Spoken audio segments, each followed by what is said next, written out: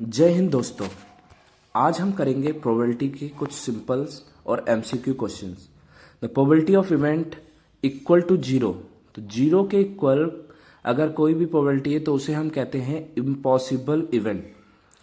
तो impossible event होता है हमारा जब प्रोबेबिलिटी जीरो होती है। Probability that can not exist among the following. तो प्रोबेबिलिटी कब एग्जिस्ट नहीं करेगी? जब उसकी वैल्यू जीरो और वन के बीच में लाई करे। प्रोबेबिलिटी ऑफ इवेंट हमेशा जीरो और वन के बीच में ही लाई करेगी।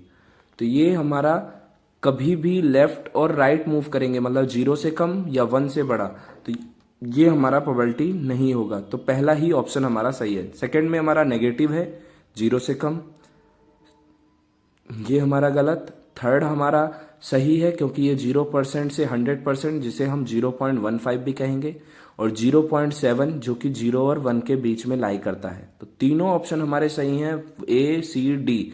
लेकिन क्वेश्चन में हमें कहा गया कैन नॉट एग्जिस्ट, तो बी ऑप्शन ही हमारा गलत है, जो कि हमारा सही आंसर है। थर्ड क्वेश्चन में हमें कहा गया है probability of N event is 0.07 और हमें निकालना है प्रोबेबिलिटी ऑफ नॉट ई। तो ई के होने की प्रोबेबिलिटी हमें गिवन है 0.07, तो नहीं होने की जो प्रोबेबिलिटी होगी, जिसे हम नॉट ई भी कहेंगे, तो वो होगा हमारा 1 माइनस प्रोबेबिलिटी ऑफ ई। तो कभी भी किसी इवेंट के ना होने की प्रोबेबिलिटी इवेंट होने की प्रोबेबिलिटी में से को 1 से सब्ट्रैक्ट कर देंगे हम। तो 1 minus probability of E that is 0.07, तो ये हमारा हो जाएगा 0.93। तो इसका हमें ऑप्शन मिल गया ए। अब इसके लिए कंडीशन आपको याद रखनी है कि P E plus P E not that is not E, ये हमेशा 1 होगा। तो हमें पी ई नॉट निकालना है, तो हम पी ई को 1 से सब्ट्रैक्ट कर देंगे। तो सब्ट्रैक्ट करने के बाद हमें आंसर मिलेगा 0.93, ऑप्शन ए। क्वेश्चन नंबर 4, अगर एक बैग में 3 रेड बॉल्स और 5 ग्रीन बॉल्स हैं और हम एक बॉल निकालते हैं उस बैग में से, तो probability of getting red ball, तो रेड बॉल हमारे पास कितनी है? 3। तो ये ऑप्शन से भी आप चेक कर सकते हैं, ए बी हमारे ग्रेटर देन 1 है, डी हमारा ग्रेटर देन 1 है, तो ये हमारा सॉल्यूशन नहीं होगा, तो ऑप्शन सी ही होगा। लेकिन हम निकाल लेते हैं रेड बॉल के लिए। तो probability of getting red ball is, red ball है हमारे पास 3 और टोटल बॉल है हमारे पास 3 + 5 दैट इज 8। तो इससे भी हम आसानी से निकाल सकते हैं, ऑप्शन चेक करके भी निकाल सकते हैं।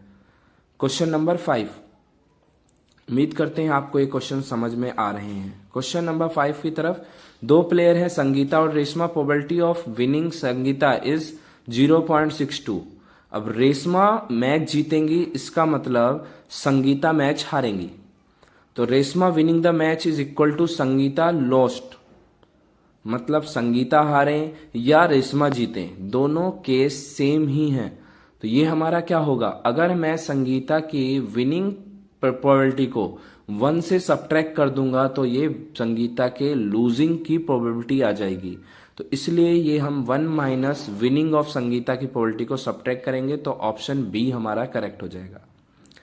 ये हमारा सेम क्वेश्चन है जैसा हमने अभी करा था पीछे, जो प्रोबेबिलिटी ऑफ ई और नॉट ई 1 के बराबर होता है, सेम तरीके से। क्वेश्चन नंबर 6 में हमें कहा गया है डाइस। तो डाइस के सैंपल स्पेस हमारे होते हैं 1 2 3 4 5 6। तो एक सिंगल डाइस को अगर रोल करेंगे तो 6 केस आने के चांस है। ऑड नंबर्स हमारे होते हैं 1 3 and 5 in case of single dice. अब हमें प्रोबेबिलिटी फाइंड करना है, तो प्रोबेबिलिटी ऑफ इवेंट क्या होगा हमारा? तो ऑड के लिए निकालने हैं, तो नंबर ऑफ ऑड्स क्या है? 3 एंड टोटल है 6। तो 3/6 इसको हम सिंप्लीफाई करेंगे, देन इट बिकम्स 1/2। तो ऑप्शन ए हमारा करेक्ट हो जाएगा। और हम बी सी डी ऑप्शन को भी देख सकते हैं, ये हमारे ग्रेटर देन 1 है, इसलिए हम ऑप्शंस को भी चेक करके, लेकिन हमेशा ये तरीके आपको याद रखने हैं जो हम सॉल्व करते हैं। बी सी डी हमारा हमेशा 1 से बड़ा आ रहा है, इसलिए ये तीनों ऑप्शन कैंसिल। 7th क्वेश्चन में, if we throw 2 coins in the air then the probability, तो सैंपल स्पेस हमारा होगा हेड हेड या हेड टेल या टेल हेड और टेल टेल। तो 4 सैंपल स्पेस, 4 केसेस बनेंगे हमारे, और हमें निकालना है बोथ टेल्स। तो बोथ टेल आने के सिर्फ एक ही चांस है आउट ऑफ 4, तो 1/4 हमारा करेक्ट आंसर होगा। और सी और डी हमारे ग्रेटर देन 1 है, तो ये वैसे ही कैंसिल आउट हो गया। तो ए और बी में से चॉइस करना था, तो बी ऑप्शन हमारा करेक्ट।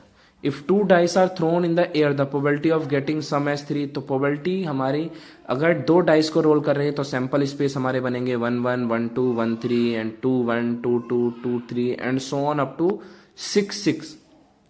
तो 6 6 तक हमारे जो टोटल केस होंगे ये होंगे 36। हमें निकालना है सम एज 3, तो सम 3 कब आएगा, 1 2 केस में और 2 1 केस में। तो 2 ही हमारे पास ऐसे केस हैं जिसमें हम 3 आएगा। अगर हम उसके पास में देखें तो ये क्या होगा, 4 आएगा या 2 आएगा, और उसके बाद वैल्यू बढ़ती जाएगी। तो there are only 2 case in which we getting sum as 3, और टोटल हमारे पास केस होते हैं 36।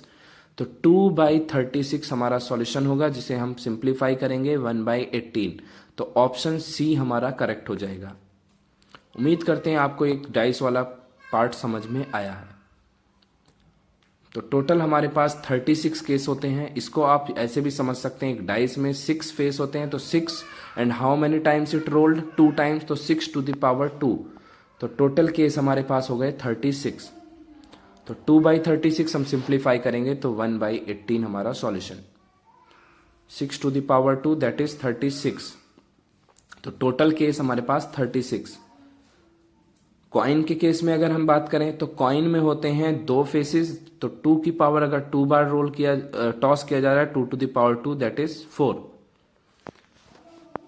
Now question number 9, a card is drawn from the set of 52 cards, find the probability of getting a queen card.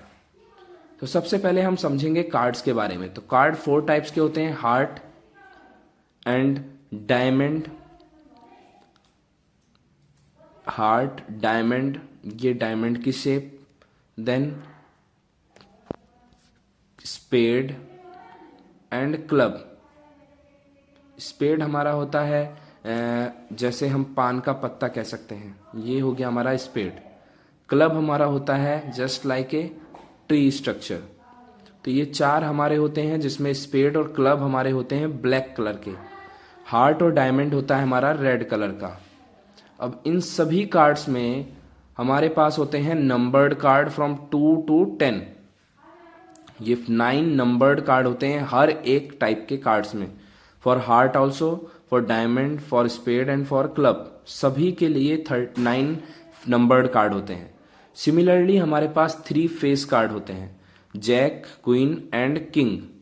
These 3 are face card, और ये तीनों भी हमारे हर एक केसेस में होंगे, डायमंड के केस में भी, हार्ट के केस में भी, स्पेड और क्लब में। एंड एक होता है हमारा एस कार्ड, ये भी हमारे चारों केस में होंगे। तो टोटल हमारे पास हो गए 13 कार्ड्स फॉर ईच केस। तो 13 कार्ड्स होंगे हार्ट के लिए, 13 diamond, 13 spade and 13 for club. अब हमसे कहा गया है क्वीन का केस। तो क्वीन हमारे पास होती है 1 for each, there are 4 queen. तो 4 क्वीन होंगी हमारे पास। तो टोटल क्वीन हमारे पास 4 अपॉन टोटल दैट इज 52। तो इसको हम सॉल्व करेंगे तो हमें सॉल्यूशन मिलेगा 1/13। उम्मीद करते हैं ये आपको कार्ड्स के बारे में डिटेल्स में समझ में आया होगा। नाउ एक फिश टैंक है जिसमें 5 मेल फिश हैं, 8 फीमेल फिश हैं, और प्रोबेबिलिटी हमें फाइंड करनी है अगर एक फिश निकाली जाए उसकी कि वो मेल फिश होगी। तो मेल फिश है हमारे पास 5 और टोटल फिशेज है हमारे पास 8 + 5 दैट इज 13। तो 5/13 हमारा ऑप्शन। सी और डी हमारे ग्रेटर देन 1 है, तो ये हमारे ऑप्शंस होंगे ही नहीं। Now question number 11। Question number 11 की तरफ बढ़ेंगे, उससे पहले 10 क्वेश्चन अगर आपको समझ में आया हो तो वीडियो को लाइक करिएगा। 11th question, the sum of probabilities of all the elementary event of an experiment. Elementary events का सम जो होता है वो हमारा होता है 1। एक सिंपल एग्जांपल से हम समझेंगे। अगर डाइस को रोल किया जाए, डाइस में 6 केसेस होते हैं, 1 आने की प्रोबेबिलिटी 1/6, 2 आने की प्रोबेबिलिटी 1/6, 3 आने की प्रोबेबिलिटी 1/6। सिमिलरली सभी नंबर्स के आने की प्रोबेबिलिटी 1/6 है। अगर हम ऑल 6 केसेस को ऐड कर दें तो ऐड करने के बाद हमें मिलेगा 6/6 दैट इज 1। तो किसी भी एलिमेंट्री इवेंट्स की सम जो होगा वो 1 होगा। तो एलिमेंट्री इवेंट में हमारा कॉमन केस नहीं आएगा, तो कॉमन केस को रिमूव करना है हमें। 12th क्वेश्चन, एक card is selected 52 playing cards में से जिसमें फेस कार्ड के आने की प्रोबेबिलिटी। तो फेस कार्ड होते हैं हमारे जैक, क्वीन एंड किंग, और ये सभी केसेस में हार्ट, स्पेड, क्लब और डायमंड सभी में 3-3 होते हैं। तो 3 4 जा 12, तो टोटल हमारे पास 12 फेस कार्ड्स होते हैं। तो 12 और टोटल 52, तो 12/52 इसको हम सॉल्व करेंगे तो 3/13 हमारा सॉल्यूशन मिलेगा। तो ऑप्शन ए हमारा करेक्ट। ऐसे ही नंबर कार्ड के लिए भी पूछा जा सकता है क्वेश्चन। सेम नंबर्ड कार्ड होते हैं हमारे पास 9 एक केसेस में, तो 9 4 जा 36 से कर सकते हैं। 13 क्वेश्चन, हम कॉम्प्लीमेंट्री इवेंट का मतलब नॉट ई, मतलब किसी इवेंट के ना होने के चांसेस, तो उसकी प्रोबेबिलिटी हमेशा होती है 1 माइनस प्रोबेबिलिटी ऑफ इवेंट। तो इवेंट की हमें प्रोबेबिलिटी गिवन है P, तो 1 माइनस P हमारा हो गया कॉम्प्लीमेंट्री इवेंट की probability, that is option number C. तो ऑप्शन सी हमारा करेक्ट हो गया जब हम कॉम्प्लीमेंट्री पूछा जाए। Question number 14, non leap year selected at random. तो लीप ईयर में हमारे होते हैं नंबर ऑफ डेज 365। इसको अगर हम 7 से डिवाइड करते हैं, 7 से डिवाइड करने के बाद हमको पता चल जाएगा कितने नंबर ऑफ वीक्स होते हैं। फॉर नंबर ऑफ वीक्स हमारे होते हैं हर डेज के लिए, और रिमाइंडर आएगा हमारे पास 1, तो देर आर 52। तो 52 वीक होते हैं हमारे हर एक डेज के लिए, Saturday, Sunday, Monday, Tuesday, Wednesday, Thursday, Friday, सभी हमारे 52 होंगे। लेकिन एक ऐसा दिन होगा जो इन सारे 7 दिनों में से कोई एक्स्ट्रा होगा। अब हमसे पूछा गया है कि वो 53 वीक वाला जो दिन होगा वो क्या होगा, क्या वो संडे होगा? तो हमारा जो 1 अपॉन नंबर ऑफ डेज होता है 7, तो ए ऑप्शन हमारा करेक्ट हो जाएगा 1/7। अगर यही बात की जाए लीप ईयर के लिए, तो लीप ईयर में जो नंबर ऑफ डेज होते हैं 366, उसमें जो हमारा रिमाइंडर होगा वो होगा 2। तो अगर इस क्वेश्चन में हमसे पूछा जाता है कि 53 संडे होने की प्रोबेबिलिटी क्या होगी, तो वो होगी हमारी 2/7 in case of leap year.